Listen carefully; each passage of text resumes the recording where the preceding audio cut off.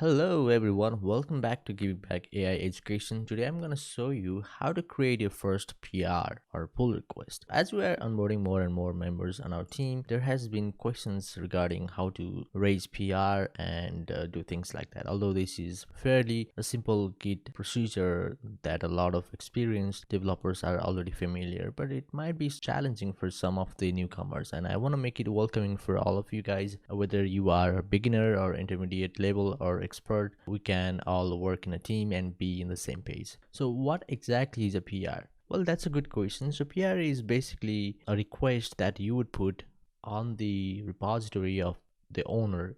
There might be the team who is owning a repository, or the manager who is monitoring the changes happening in the repository, right? So those changes in the code base could impact the services deployed on production. Always there has been a practice to stay on a watch for the changes happening in the code base, so whenever we deploy our services, things do not break or burn, right? So those are the primary motivation behind creating some policies regarding the pull request. In simple words, pull request is a procedure in development cycle where you would merge your changes to the existing repository that you already have in the server. For example, let's say if you decided to build a feature, or you fixed a bug, then you think you fixed it, but it doesn't really matter until you decide to integrate with the existing service, right? Your changes needs to be updated with existing infrastructures. So how do we ensure the currently made changes are integrated with existing infrastructures? Well, that's where pull request comes in. There are other procedures as a part of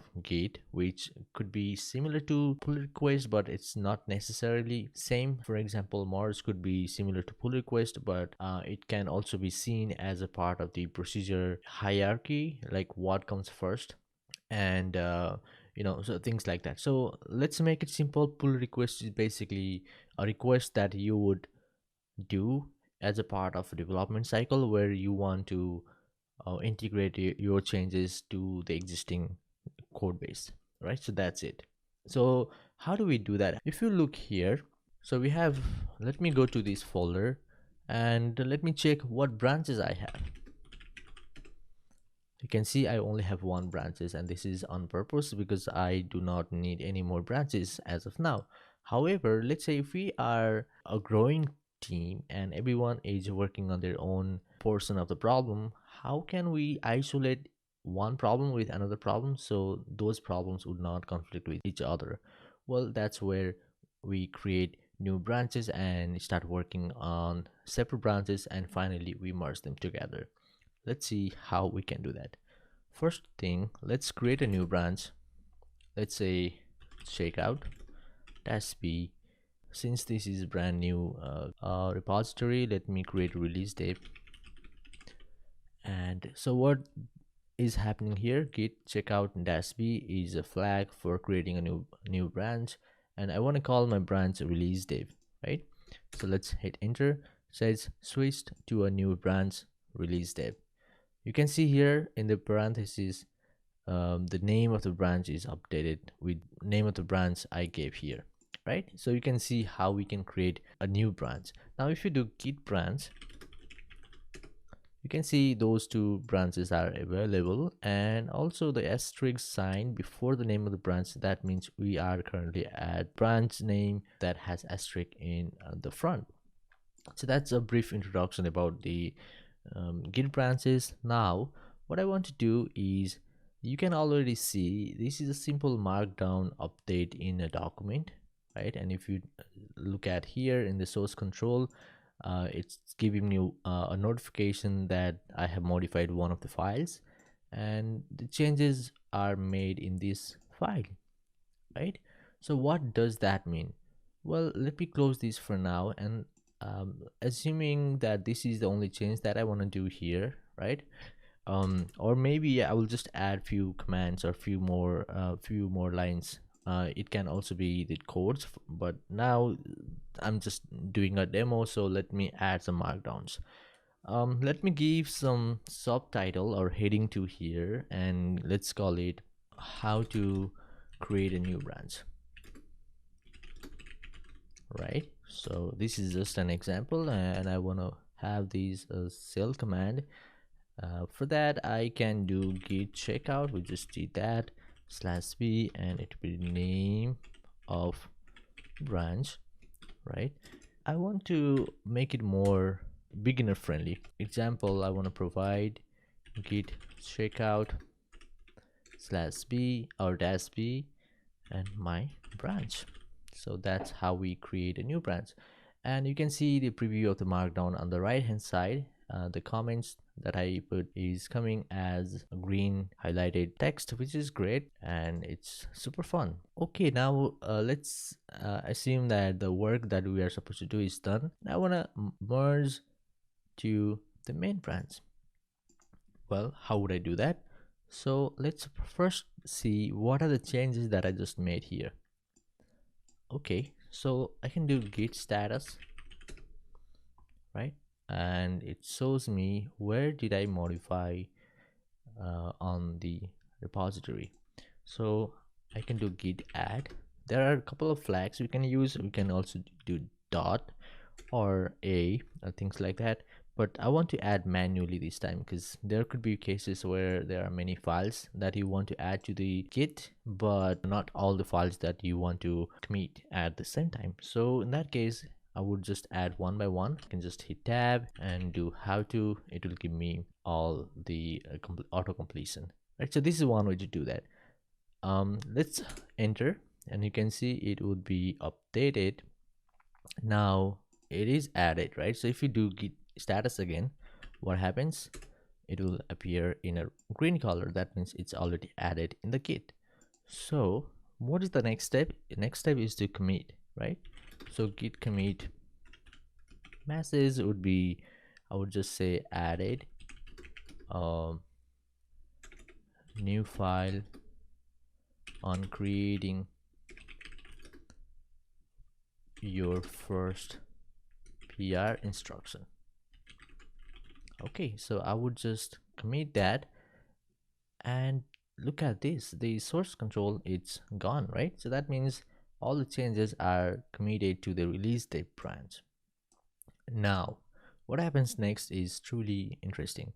So let me add more changes, right? So all the commands that we just used, let's update here. So first step is to check out new branch, and let me get rid of the example, or maybe I'll just keep it there. So then let me add instruction or bullet point here, create a new branch,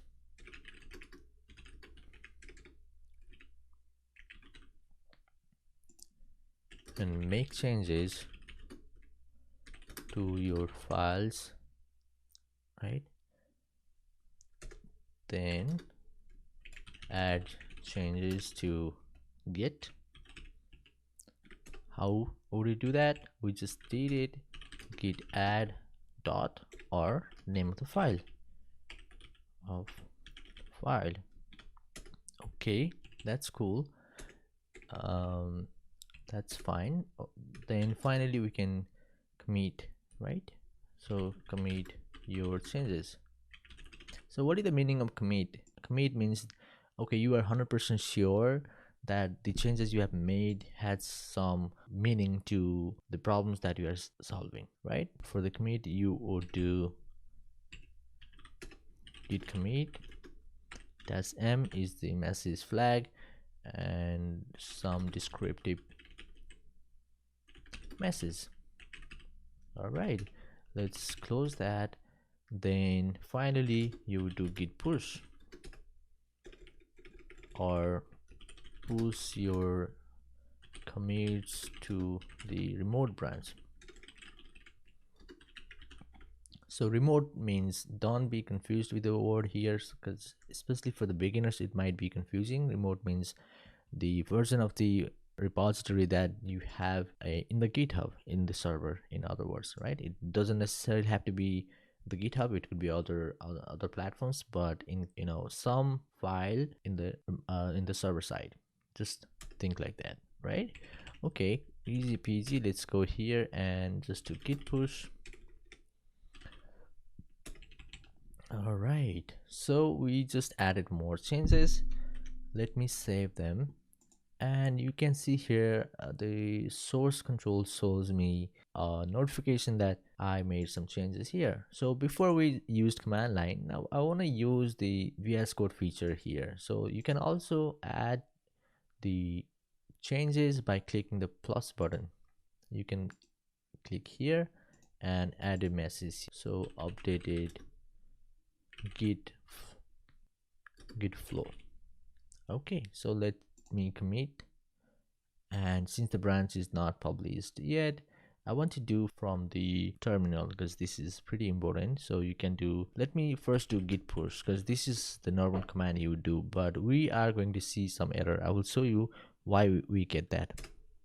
You can see here we have not set the upstream for our branch, right? We just created local branch, but the server in the GitHub doesn't know that the branch, newly created branch, exists in the server, right? So how do we add that? Well, git push set upstream origin release date. Hit enter. There we go. So our branch is now published. You can also see the commit button is now not highlighted. Let's go to extension, and I want you to download or install this extension, git lens. Okay, you can also download git graph, but if you download git lens, it will come with a lot of git features that you might be using it. Okay, so just recommend downloading that. You can close this window. Let's close this window, and also let's close this window. Okay, so here now next thing is, well, okay, let's give it some time to update it. It has the blame feature, that is something different. Let's use the commit graph and see how things are. Actually, for graph especially, I like git graph better than the graph provided by the git lens because it's more fancy. Git lens has more fancy preview, which is fine, but I prefer this. I think this is pretty neat, right? So let's close that. It's already installed, and you can see here git graph is available. You just click here. Let me hide this and just see here. So our release date is updated git flow, right? We just added that commit message, and we have main branch, but these brands doesn't know each other. Okay, let's go to main branch. So git checkout main. You can see main is here. Now interesting thing is, if you look at your explorer, you don't see the file we just created a few moments earlier. Why? Because we are in main branch, but the file was created in the release date branch.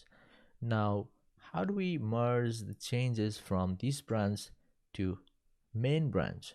Well, there are a couple of ways, right? So one of the ways is just to do git merge and name of the branch that you want to merge, but I don't want to do that now because especially this is pretty important feature. If you are working in the team, raising PR is pretty important. Merge is pretty straightforward, so let's learn that. All right, so let's go to GitHub. In the repository AI giving back YT, which is YouTube, you can see two branches are there, right? So we just publish the branch, release date and main, and two branches are there. And also if you just visit right after publishing or pushing your change to the GitHub, you can come to the UI and see the UI is giving you some notification that there has been some changes to the branch and whether or not you want to do certain operation based on the changes. That's pretty cool, but if you come and visit sometime later on, it might disappear. Okay, so that's some heads up, but let me ignore this notification for now, and let's go to pull request. So it says release date has recent pushes 4 minutes ago. So let's do compare and pull request. Actually, let's just do new pull request.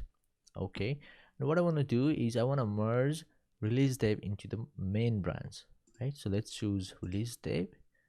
You can see the arrow main, and you can also see the commits that I did in the release day branch.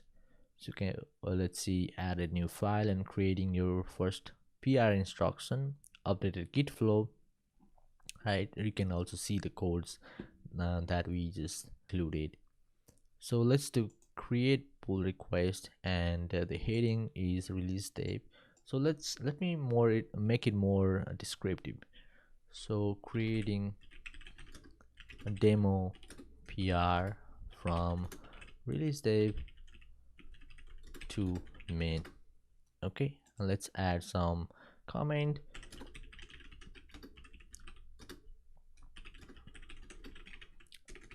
Release last day to main includes markdown instructions on frequently used git flows, commands better, right? So let's preview it. That's good enough for now. And for reviewer, you can just add your team members and ask them to review your code, which is a good practice. So these features are pretty straightforward, and it might come later on, but I think creating PR is important. Then these you can always update these, right? So let's just create pull request. It's not big deal actually, but this is a good flow that you need to know. Okay, you can see here title is updated, my first PR, and you can also see GitHub doing some certain operations. So you can see here this branch has no conflict with the base branch, which is fine, totally happy with that. And also see that the merge pull request button is there, and you can do confirm merge. All right, so you can see here it says pull request successfully merged and closed. You are all set, and you can delete the release day branch which we do not want to delete. So we still have a work that we need to do in the release day, so I will just keep it here. Okay, so you can just explore the UI. It's pretty important if you are working in the open source Nepal project and you are contributing to open source Nepal. This is definitely the first step that you want to do as a part of your contribution. All right, so now this is done, the merge is happening, but how do we make sure it's also merged here? You can see here on the left hand side that even though we merged our file, which is the second file we created, added a new file, creating your first PR instruction is not available in main branch, right? You can see main is here, but it doesn't have the file we merged, and that's where we do git pull. Okay, let's do git pull and see. It pulled from the remote or the server. That is the file we added or merged. How to create your first PR, you can see the file instructions. The now main branch has the merged file or created file. The file was initially created in the release date. That's cool. Since we're already here, let me show you one more feature that is pretty important as well, which is called git rebase. All right, so git rebase. All right, so let's say you are working on your branch. There is main branch everyone is pushing to, and how do you make sure your branch, your local branch, is up to date with the branches your team is working on? Let's say you have one main branch. Okay, let me give you one example. What is the meaning of rebase? Let's say you have main branch, okay, and there is another branch called release date. Then from release dev branch 1, another member is working on branch 2.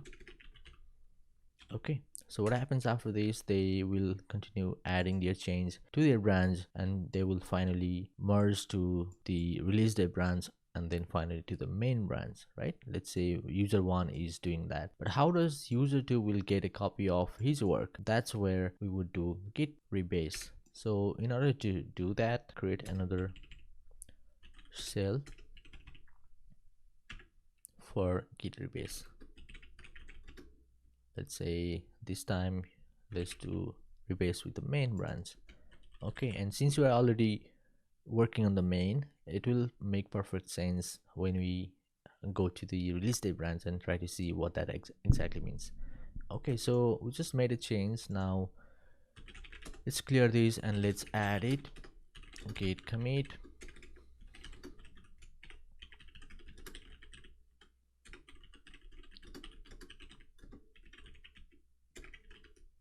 Okay, git rebase, and let me do git push. Okay, it is pushed to the main branch. Now let's go to release dev, git release dev, and you can see here it is not updated with the changes that we just pushed to the main branch, right? Since we checked out to the release dev, you can see the rebase instruction is not added here, right? Okay, so maybe I will just go to the UI and show you what that exactly means. Okay, you can see here, right? We have giving back AI education. This is inside the main branch, and if you go to release dev branch, there is a file, git push, but there is no instruction on the rebase, right? Let's go to main, and you can see rebase is here. That makes sense. So let's do git rebase. All right, you can see successfully rebased and updated changes from the main. Okay, so now we can see, well, the changes from the main branch is rebased to the release dev. Since we are at release dev, we didn't have these changes earlier, right? Now we can see it. Okay, so this is about git flow, but also very critical steps that you need to follow as a part of your contribution in the open source Nepal. And I hope this is good instruction for you to get started. Alright, so this is about how to create your first PR or pull request and how to contribute to the open source Nepal. Thanks for watching. Please consider subscribing if you find this helpful, and I'll catch you guys next time.